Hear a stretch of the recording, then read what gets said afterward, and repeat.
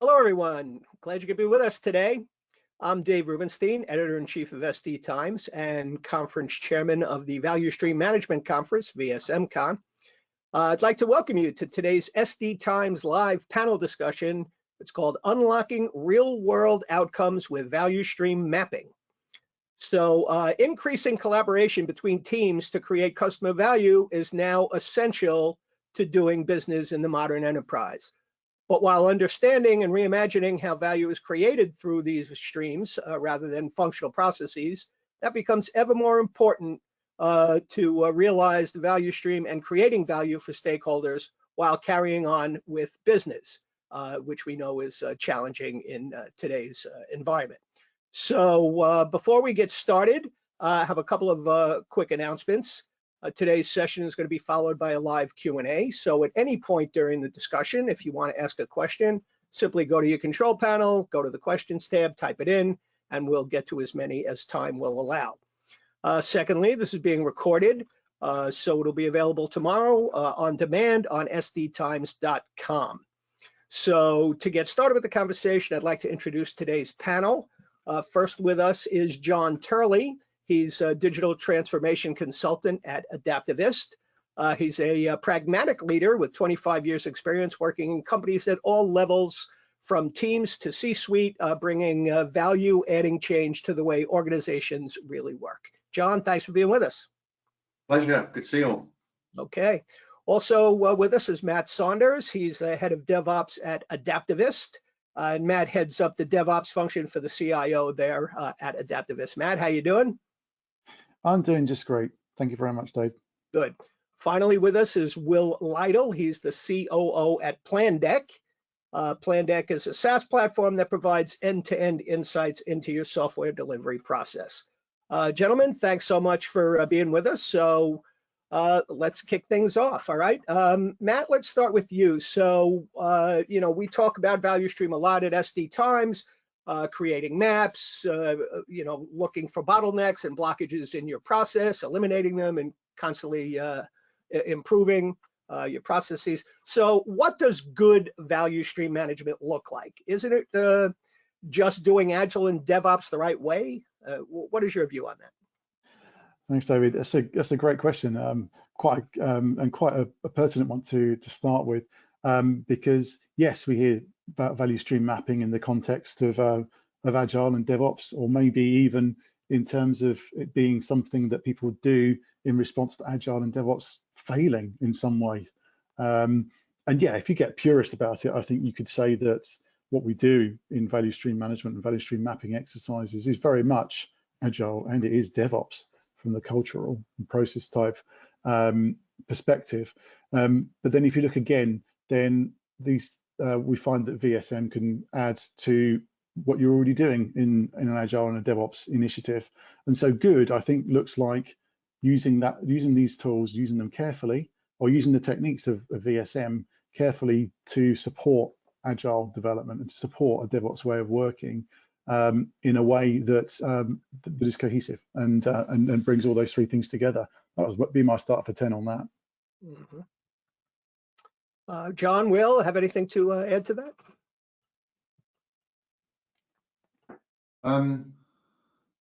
Yeah, I do. So in your intro, Dave, you mentioned a couple of things which I scribbled down, right? You mentioned the real world.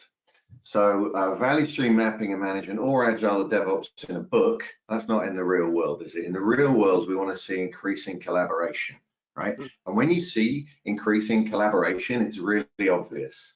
So for me, what good looks like is a bunch of people collaborating, that is working together to generate more value than any of them can create on their own, or by adding their bits of value together. This value generating thing happening in collaboration.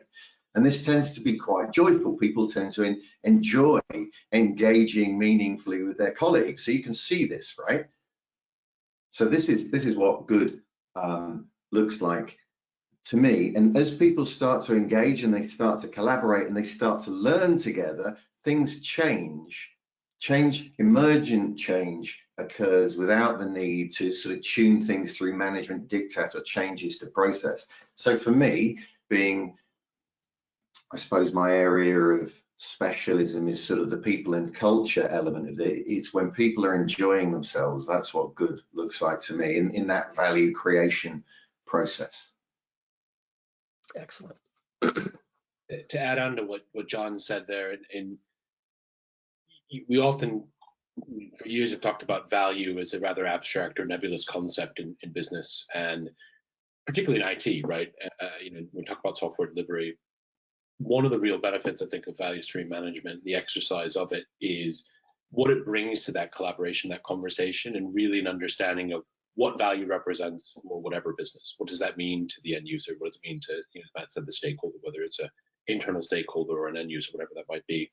So I think the richness and awareness that it drives within the organizations that we work with is really meaningful, because it drives that strong collaboration across the team, not just within subsets of it, but it also drives the richness in the context of talking about a specific outcome that a user might be looking for in a way that's a lot more tied to business objectives, I think, in the user experience than perhaps it traditionally has been.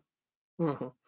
Well, so let me ask you this. We do talk about value, and one of the things that we've noticed about value stream management is that value means different things to different organizations. And there's no book that you can open up and say, okay, we want to increase our value. What does that mean? It's really up to every organization, I guess, to figure out for themselves, what they mean. But getting back to the value streams themselves, is it possible that you can, we're using them to try to improve our processes, as I said earlier, eliminate waste, all those types of things. And is it true that you can increase the value and the value stream itself simply by measuring it? Is that the way to go to get organizations closer to delivering value? To a certain extent, I think so. I think what's embedded in that question is something we say a lot. What gets measured gets done, right? And it's through the action of measuring these things and talking about it that the richness of the insight starts to really evolve and develop. With the teams that we work with and consult with all the time. It's the KPI in of itself, whilst it's important, is never as important as the conversation it drives at the team level about understanding and being able to drive through it. And that ultimately, at the end of the day, when you start to unpack those conversations, is what really starts to then deliver value, right? There are very clear ways in which you can correlate, right, certain KPIs with certain business outcomes, right? The impact of your improving your DevOps practices and the impact that has on, say, NPS scoring and the relationship between those two. And those are all well and good. And I think to speak to what John is talking about a lot, in terms of that driving the collaboration and huddling as a team around some of these insights and being able to then, sometimes with our customers, oftentimes I say it's Time Deck's not necessarily about showing you the answer to the problem, but about helping you ask better questions as a team. And I think it's through that activity that ultimately you will drive, much more value than just the sort of direct line correlation between deployments and NPS scoring. Mm-hmm. Good. Very well said. Sorry, go on, Matt. All right, okay. So yeah, I'd like to follow on from that. Fully endorse what Will said, and also riff back to something you said a few minutes ago, John, which is in bringing joy and getting people to enjoy the work that they're doing. I think it's very true that as soon as you start measuring something, it will probably improve. And the beauty of VSM is that if you do start asking the right questions, and you hone in on this single common definition of good across the organization, because you've worked out what the value is you're delivering to your customers, and there may be multiple of them, but and that's fine. But once you're focused on that value, then everyone can start pulling in the same direction to delivering that. We look at DevOps initiatives and how they do things like busting down silos. One of the things that's often not so well understood about pre-DevOps teams is that the way that they add value may be so siloed that it's not completely relevant to delivering real value to customers. And even just popping those things out of their silos and getting them to mesh into the same thing gives everyone context. So ops people who just know about delivering releases or deploying releases, suddenly understand the wider picture of what they're doing. And honestly, well, speaking from personal opinion and speaking to people who have gone through this sort of transformation, it does bring joy. because you get context. It brings more meaning to your work. And so as soon as you've got that, things are going to start improving. So yeah, I think it's absolutely true that just starting to measure things makes them better. Sorry, Mr. Tully, you were saying. It's a start, isn't it? So I agree, Matt, with what you've both said. You and Will have said there. The measurement is a start. The measurement is a means to an end. The end is changing patterns of conversation to orientate them around the creation of value, whatever that means. Sometimes I think that the measurement becomes the ends in itself, and then people only focus on creating the metric to gain the system so the measurements look right, and that can become problematic. So there's a theme emerging in our conversation for me, which I'm going to draw out because I think it's important. There is a technical element to value stream work and measurements and so on. That's very important, but it's only a start. Where it has to lead you to is greater collaboration, and that collaboration takes the form of conversations between people that are creating that value, and then people start to enjoy themselves. So measurement, yes, they will get better, but as a means to an end, not as an end in itself. Excellent. So, let me follow up on that a little bit with you, John, and just ask that, so when organizations are trying to get started with value stream, what are some of the traps that they potentially can fall into, and how would they avoid those? Well, happily, I just mentioned one of them, I guess, by coincidence. So I think most of us and most organizations are very comfortable focusing on technical problems. So if we measure stuff, we can manage it, and if we can manage it, it'll get better. So let's measure it, right? And we can put technical things in place to address that problem, and that's helpful. But there is also an adaptive part of the problem. Something that can't be resolved by creating a process or telling people what to do. You can't tell people to start collaborating, right? So I think one of the traps that we fall into, one of the things we miss is this adaptive element of the problem. That is the change in patterns of conversation and ways of making sense of the world that need to go alongside the technical aspects of moving to a value-oriented way of looking at the world and cross-functional ways of working. And if we don't address that, that's when we start to measure things as an end in itself rather than a means to an end. So we've got to think about that adaptive element of the problem as well, which we are much less comfortable doing as a culture than the technical problem. So I would suggest that we over focus on the adaptive part of the problem and the mindset and the collective sense making.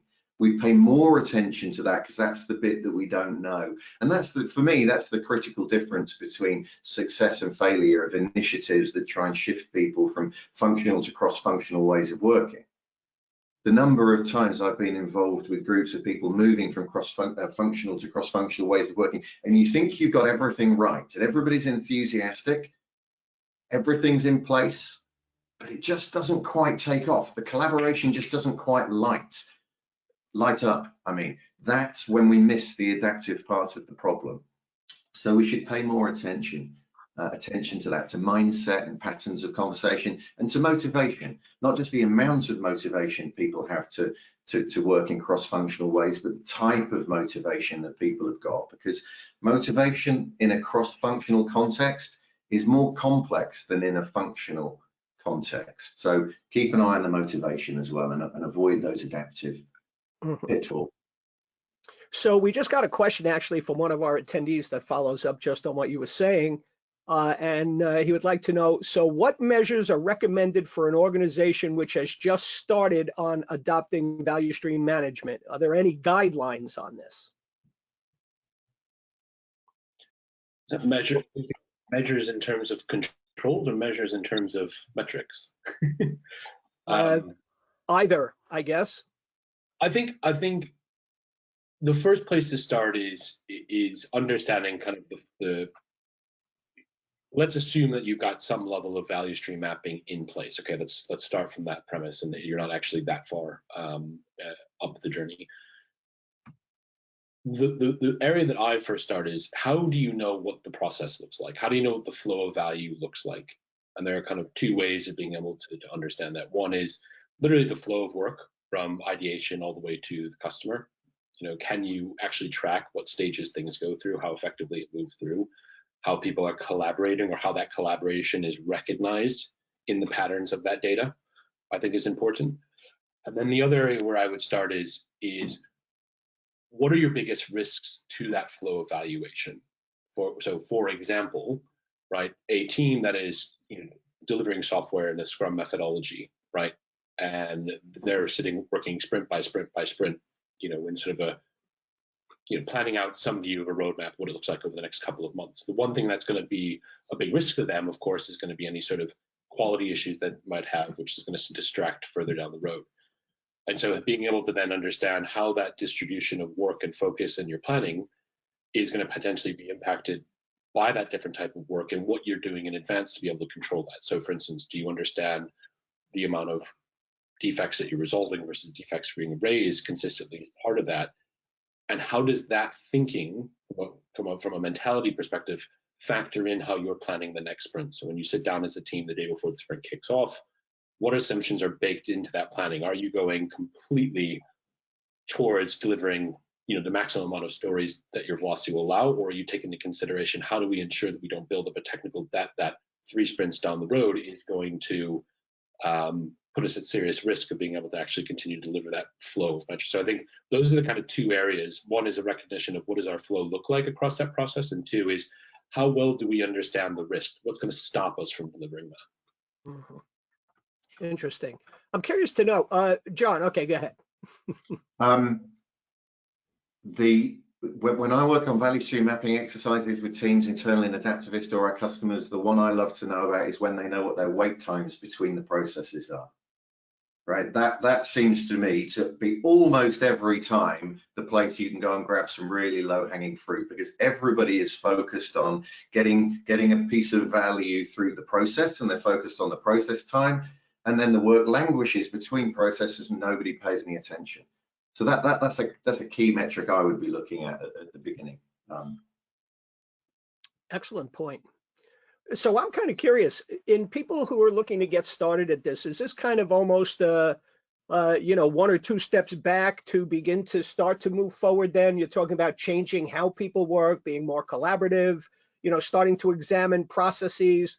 And a lot of that is actually taking away from the delivery of software, but you're kind of setting it up to be better as you move forward. Is that kind of the reality? Yeah, I it think seemed it that is. way with Agile. It seemed that way with DevOps when people Yeah. were adopting them. It's a major change, and it kind of slows you down at first, but sets you up for success farther down the road. Inevitably will, yeah. Maybe it will slow you down. And part of getting started on this, just in reference to the latter part of Cheryl's question, what are the guidelines? It is, well, you can find guidelines out for doing this, but it's another one of those things where if you slavishly follow the guidelines and try and do it in the same way that somebody else has done it, you're probably not going to get the right result. So it's going to take a couple of iterations to get there. But yeah, absolutely, there's low-hanging fruit. There's things that maybe you looked at with an Agile or a DevOps lens and couldn't actually fix at the time. Because maybe your exercise wasn't cross-cutting enough. Maybe you are lacking that honing in on being able to measure some of these things that are becoming best practice around VSM, things like measuring your wait times, the intersections between teams. And as soon as you start getting some common ground on those things, then yeah, you can really, really get started. We do tend to find that often the scope of these exercises is often not big enough. Maybe you're trying to get started with VSM, so you pick something relatively small, but it doesn't actually represent the full end-to-end flow of delivering value. And so that's something, a learning exercise where you realize how you've constrained yourself. You don't see it until you've done it and you realize, oh yeah, we're missing a bit here. Yeah. Yeah, or we go and tune a bit of the value stream, thinking we were looking at the whole of the value stream, only to find out that actually there's a big chunk of work up here that's taking 3 times as long anyway. So the work we did down here really hasn't made the difference that we thought it would. So you've got to get the value stream truly across all of the value, haven't you? That's very true. And I think it might slow you down at the beginning, as you say, but I think if you're smart, you can start to unlock bits of additional value very early on in the process, while still continuing to run the business. So looking at your wait times, low-hanging fruit. Another element that continually amazes me is the number of times I sit in a room with people mapping out a value stream, and at some point fairly early in the work, they'll look at each other and comment how interesting and valuable it is to sit and talk with the people who actually consume the output of their bit of the process, which always, well, doesn't always shock me. It used to shock me. I'm not surprised anymore, but that's just the beginning of people building relationships and realizing that what they produce is actually consumed by somebody else. It's not just done in isolation and chucked over the fence. That creates a difference. And in a piece of work we did with the client recently, I caught up with them afterwards, after we'd finished our little engagement, and asked if the work we had done had an impact. And the key thing they said to me is that having met other people that were also involved in the creation of value, they were finding that they were pinging them on Slack and setting meetings up to talk to them much more than they had been previously when they didn't even know who they were. So these are examples of how it might slow you down early on in the process when you make the switch from to value streams, to orienting around value. But little changes can bring benefits quite quickly. It doesn't have to slow you down very much at the beginning, I don't think. And there's a couple of examples of how value gets unlocked, I guess, as you make the switch. Yeah. Listening to the guys talk, there's 2 things that popped up completely unrelated, so this will sound a little bit fragmented of a response. But in terms of things that we've seen that slow a lot of clients down, one recommendation I would make is the definition of value. Don't forget it's value in the eyes of the beholder. It's value in terms of your consumers, your user, right, your stakeholders. A lot of times the value streams that we see being set up are influenced massively by technical skills or technology stack. They're influenced by business process or business function silos in that way. So I think it's important to remember that when we talk about value, these are things that are supposed to be fundamentally cross-functional, not only in terms of technology and architecture, but also business function as well. The second thing I would say, leading on to what John was talking a little bit about in terms of the handovers and wait times and how that looks like, I think one of the a lot of teams will focus on cycle time, measurement of when development starts, when something is delivered, and also as well that kind of lead time that takes you from the ideation all the way through.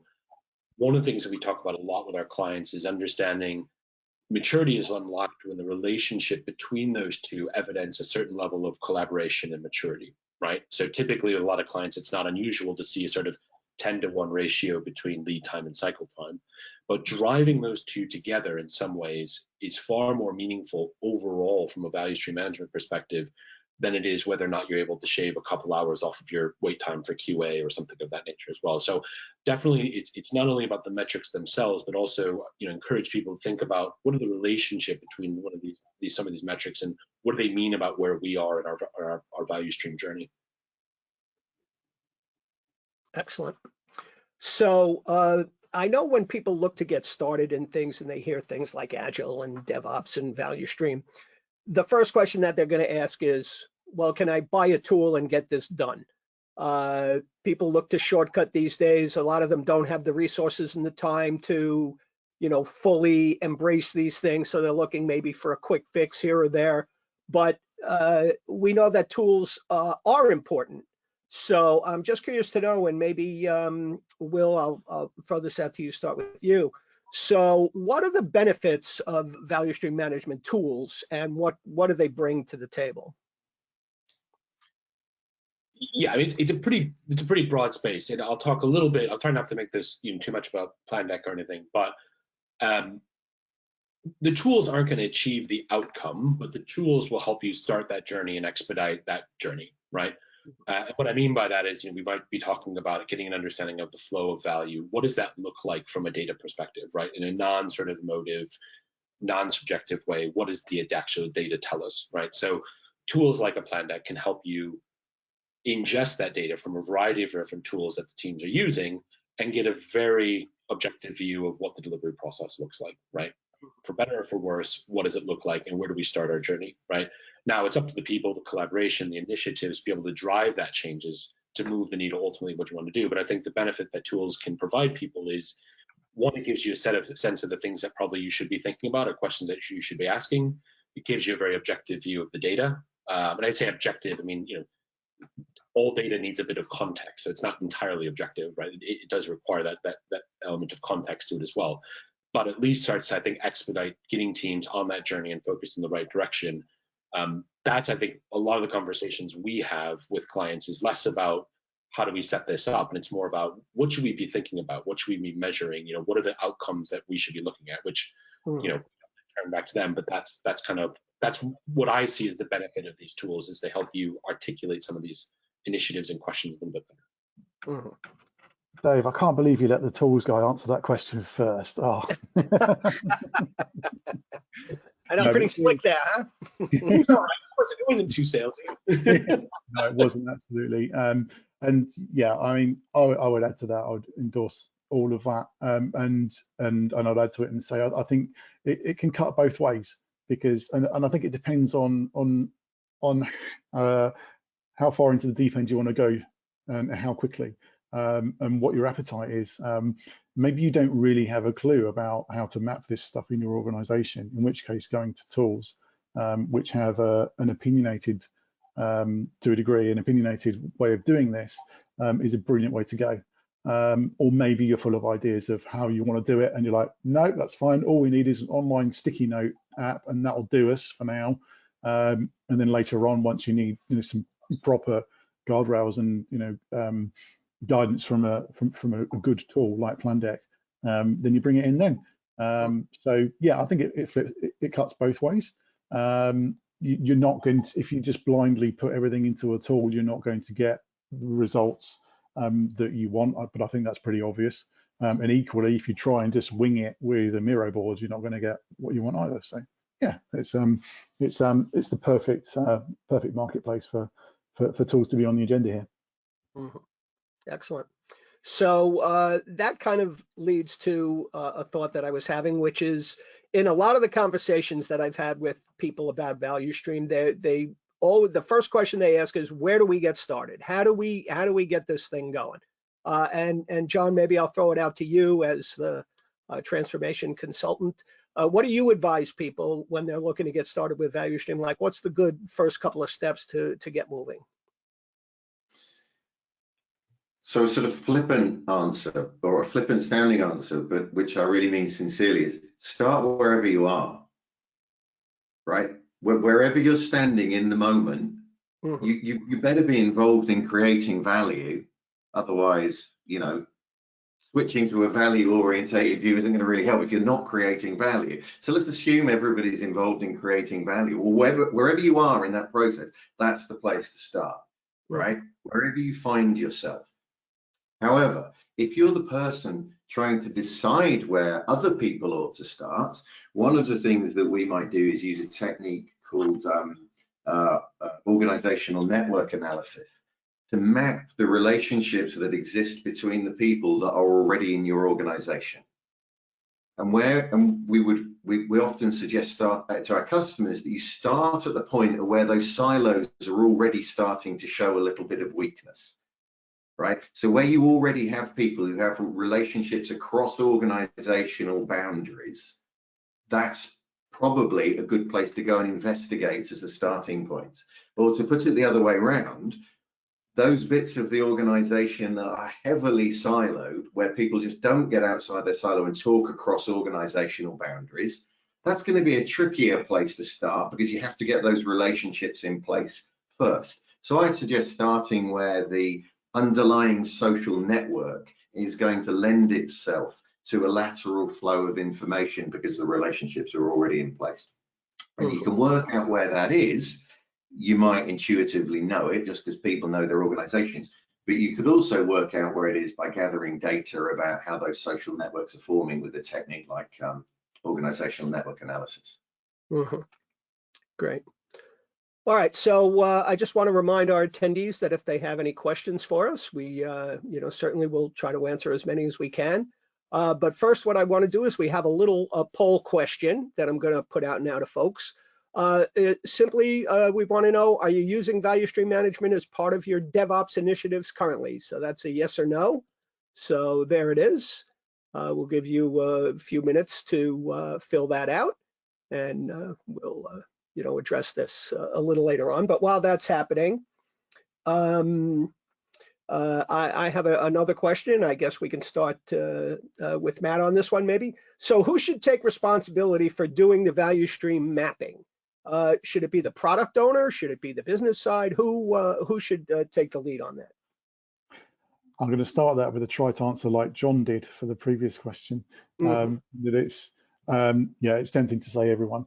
The reality is that if you have the luxury of being able to engage someone externally, and it doesn't have to be a highly paid value stream mapping consultant on contract rates, it can be someone who has a good enough view across the business, and I'd say it would probably be a business person, a person from the more businessy rather than the technical side, then that's probably a good place to start. If you can engage someone like that. Businesses don't tend to have people like that just hanging around. So if you don't have that, then yeah. Product owners, John and I have done some work internally in Adaptivist on mapping these things out, and I'd probably say that we got the best value, pardon the pun, out of having product owners leading these sort of initiatives. They're possibly the people who are the best placed to see what the actual value is and understand some of the technical caveats and reasons why it might not be obvious where the traps are and where the delays are. But that's not to say that it's not everyone's responsibility, because it kind of is. And I think it's an easy story to sell to people around giving them context, giving them more joy, to get them more involved. But yes, you do really kind of need to have someone probably on the business side to lead those things. That's my opinion on it. You need a cross-section of people, don't you? This is what I think. You need a cross-section of people. But that cross-section of people needs to be representative of most of what you think the value stream is going to be. So it's a bit of a guess, because you probably haven't mapped your value streams when you first get that group of people together. What you can't do is involve everybody, because that's just too much, right? So hence the representatives. But if you only have a small number of people, what you tend to get is value streams dictated and told to everybody else, which isn't really in the spirit of collaboration. So that product owner or whoever it is leading the piece of work, they want to be asking the representatives what's really going on in the business, and capturing what the people who are really doing the value creating work are saying and mapping that together, and then taking that out and playing that back to a wider group and getting input.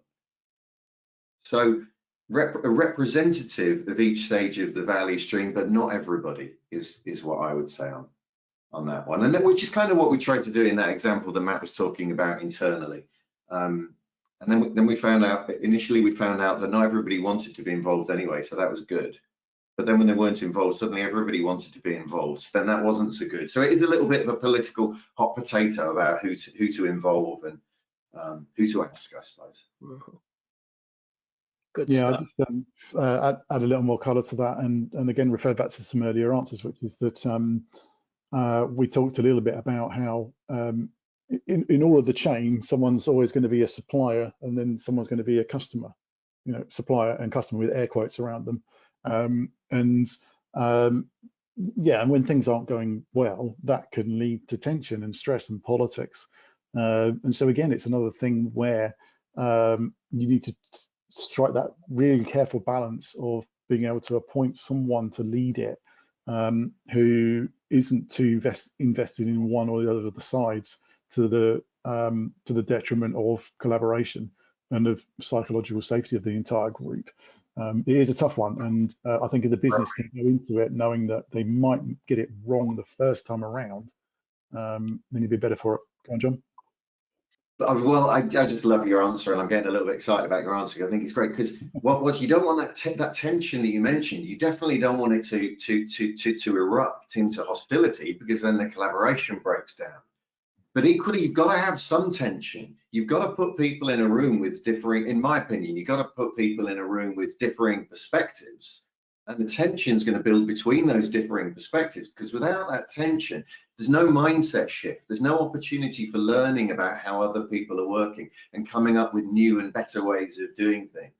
And really, I think that's the trick. It's about pulling a collaborative, open-minded group of people together who aren't necessarily your best technical experts, but are prepared to listen to other points of view which perhaps they don't agree with, and engage with them so that that tension can be managed and used to unlock that cultural and mindset shift. So the tension that Matt mentioned is very important. Don't let it bubble over, though, if you can avoid it. Although we've done that before, Matt, haven't we? We've bubbled over a bit, but there we go. We have, yeah, and sometimes it does, but you've got to. I think if you can anticipate these things happening, if you've got a wide enough lens on it, and it may be Machiavellian of me to say just let it happen, but sometimes it has to, as long as you've got a clear path of like resolving these things. And people can actually work together and don't actually want to stab each other in the back after these things. And you've built the psychological safety, which is exactly harder said than done. That's key. But Will, did we have something to add there? I thought. Yeah, I would say in terms of where to start, just conscious of time as well. What I would say is, don't forget the outcome, right? If the outcome is the thing that you're trying to drive in terms of value stream management, right? Historically, other functions of the business have done enterprise value mapping for decades, right? The whole concept of value stream management isn't new. It's just being talked about with slightly different words and in slightly different ways today in technology. But ultimately, at the end of the day, you want to have organizationally as many people as involved in terms of the breadth of the business, because the outcome itself for many companies now will not reside within the technology team unless the product function owns the business outcome. And therefore, if the business outcome is owned elsewhere, anything that you're doing around value stream management needs to incorporate those who are directly involved and responsible for the outcome, which I think to Matt's point it was partially why the business owner is typically somebody that involves in this, because they're the ones that will own the outcome. And so from business strategy, what you're measuring in value stream management is business strategy all the way through to value realization or the business outcome. So as far as you can take that journey is the right way to start that. Excellent. All right, so I just want to go back to the poll and share the results with the folks. So 14% of you said you're currently using value stream management as part of your DevOps initiatives. 86% said no, but I'm assuming that because you're here, you're either investigating it or looking to get into it. And certainly we hope that the information that we're giving you here today can help you kind of get started with that. I also, in your control panel, want to point to the section called handouts. There are a couple of really good assets in there that can help you learn about what's happening and get started with value stream management. And just want to get to the last couple of questions, and we'll wrap it up after that. One of the attendees said that they've tried value stream mapping but didn't really see any improvement. Did they miss something, or they're curious to know what's the point? So, maybe you're doing it right. Yeah, maybe the organization's already fluxing on all cylinders to mix terrible metaphors. So in seriousness, I think there's a particular class of organization that possibly doesn't really need this stuff. I used to think it was just startups. In startups, there's a small number of people. Everyone knows what they're doing. They're all focused on the same shared objectives, etc. Therefore, it's all good. Having spoken to Steve Pereira a few days ago, who goes around with the moniker of the value stream guy, he's been saying that actually not so, and that even startups can need some VSM help, given that also in startups you tend to find lots of pivots and changes of direction, and not everyone's following on. But yeah, if you think that if you've done an exercise and if you've gone through the process, and if you spent enough time making sure that you're really mapping out real value and not just localized value, perhaps it's like how quickly you can close the tickets in your IT system that's requesting sending out new laptops to people, and that's all right, well honed, then it's a fairly narrow thing, and it's a simple thing, and maybe you are doing it really well.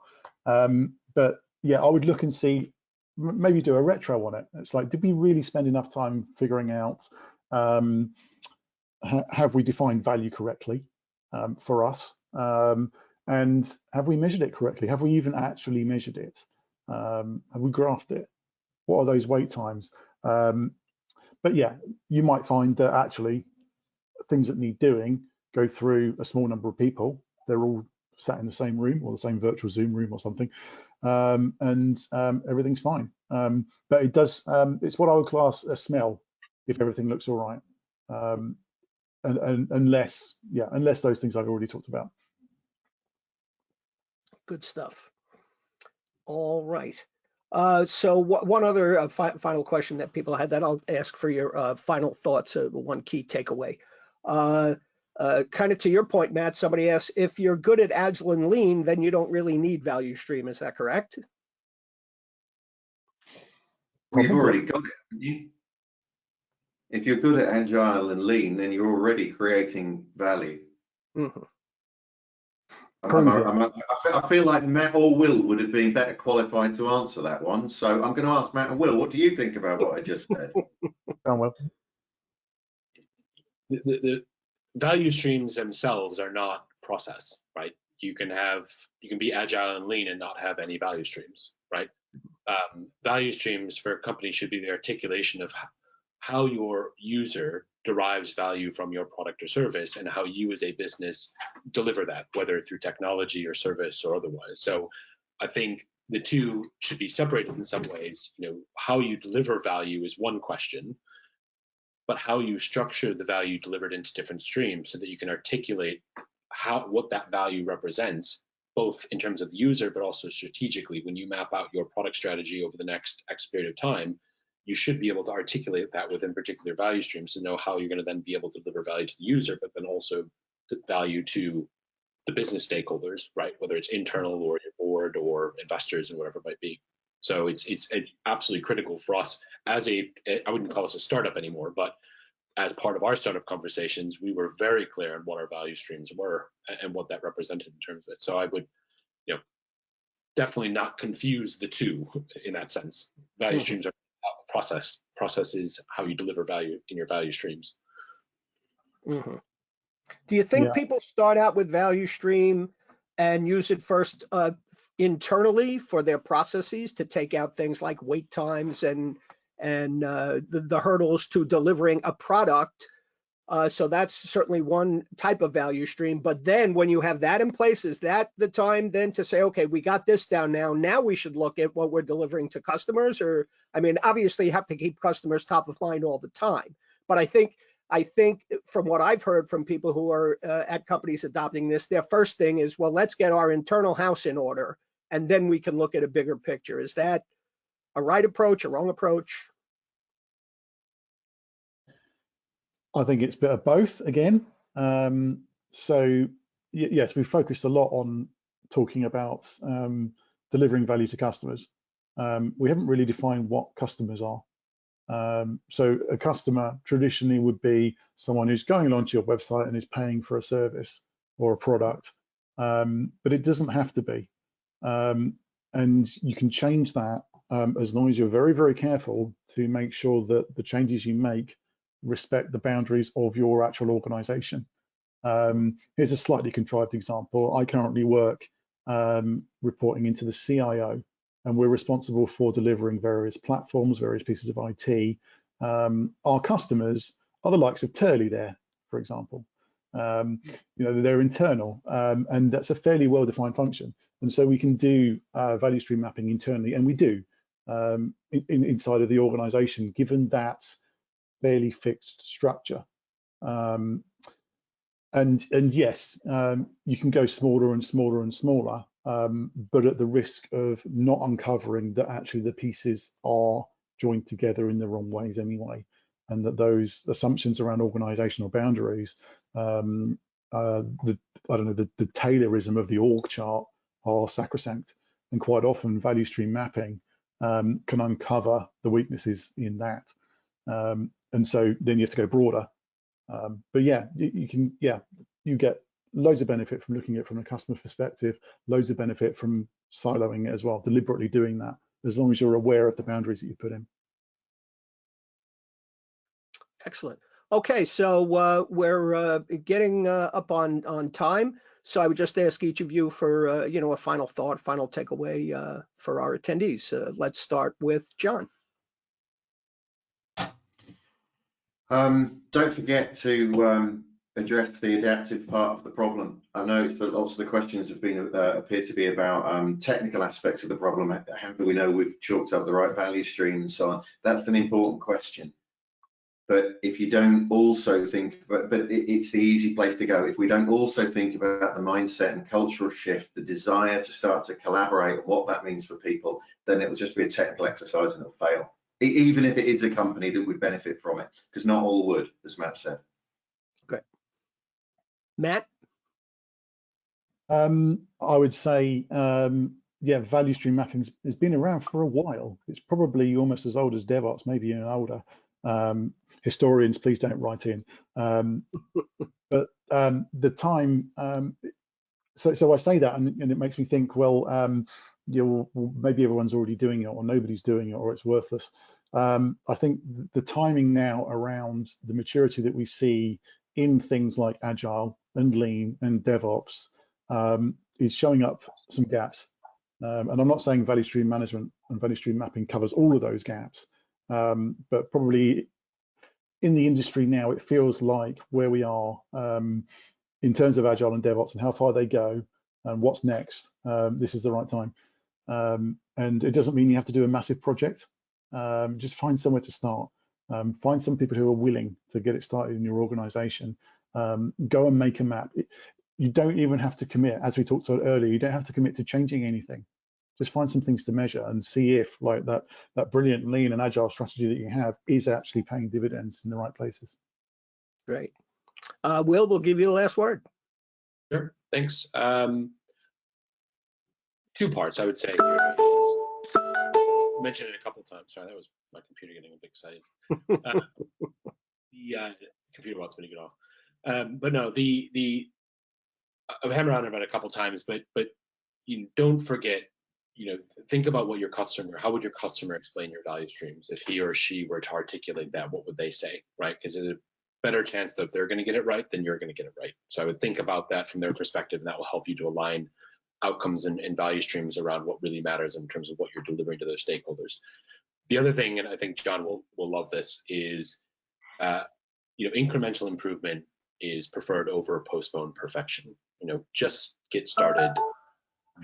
Adopt embrace the philosophy of test and learn. Start simple.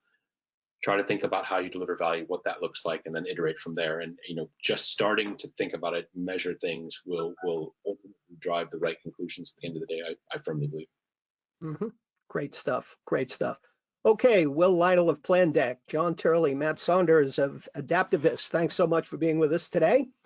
Thanks, David. Thank you, gentlemen. Great fun. Thanks, all right. everyone. I'd also like to thank Adaptivist for sponsoring this panel discussion today.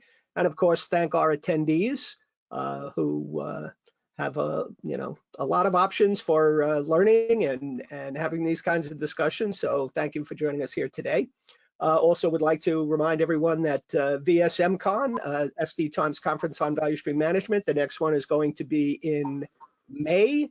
You'll be getting emails letting you know to save the date, and look forward to seeing you there. So until next time, I'm Dave Rubenstein, Editor-in-Chief of SD Times. So long for now.